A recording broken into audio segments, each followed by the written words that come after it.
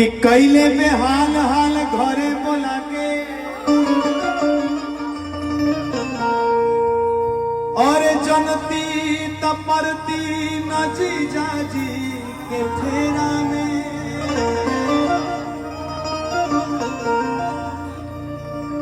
कि सौ से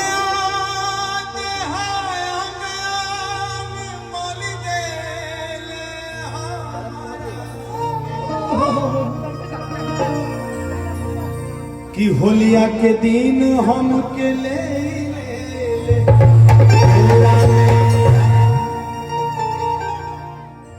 एगो साली जी संजोगन देखी आ गेल बानी जीजा के घरे बड़ी विपद बा गंगेश कि और कहीं कैसे बही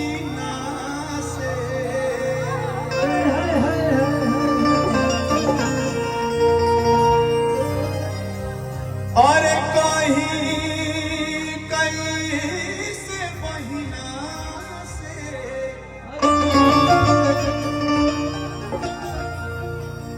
और कहीं कैसे महीना से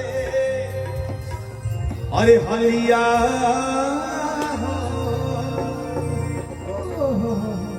जीजा मिस देले गालिया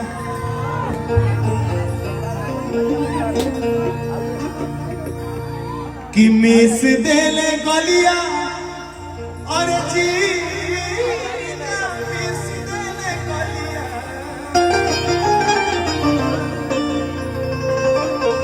अरे मिस देले गलिया अरे जीजा मिस देले गलिया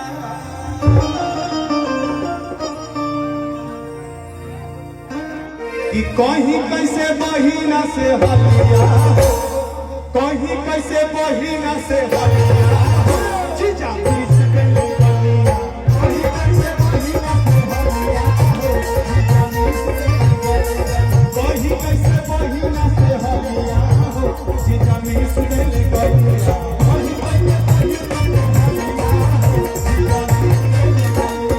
मिस देले गलिया जीजा मिस देले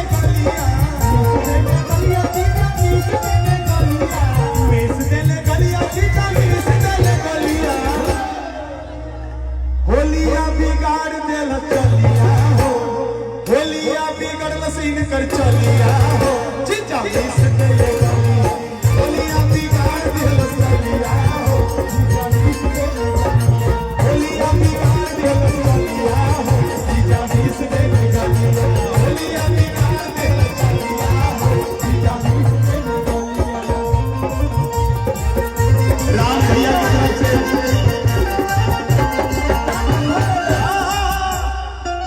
भैया की तरफ से आशीर्वाद मिलल बा राम भैया की तरफ से मिस देले गलिया जीजा मिस देले गलिया मिस देले गलिया जीजा मिस देले गलिया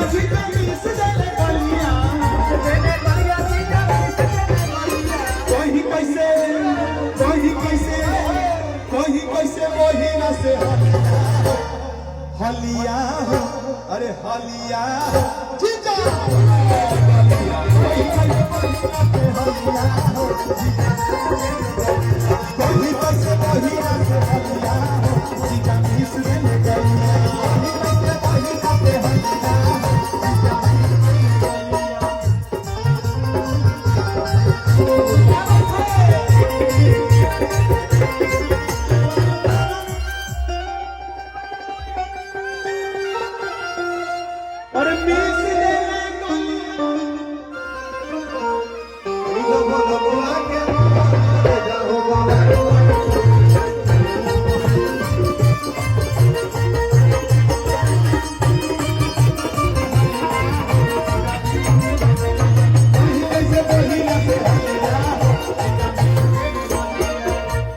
जीजा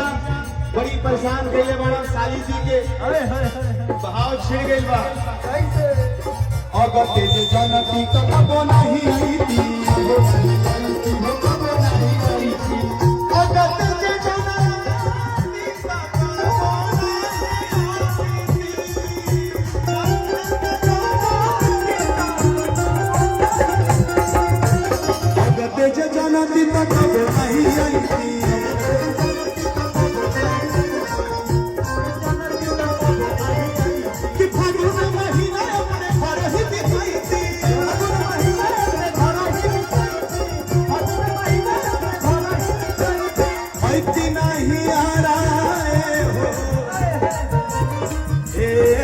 ऐसी नहीं पीता रहती बोलिया ऐसी नहीं पीता रहती बोलिया हो जीजा मिस दिल नहीं पीता रहती बोलिया हो जीजा मिस दिल गलिया जीजा मिस दिल गलिया मिस दिल गलिया जीजा मिस दिल गलिया अरे कोई कोई से मोहिना से होलिया कोई कोई से मोहिना से होलिया जीजा मिस दिल गलिया कोई से मोहिना से होलिया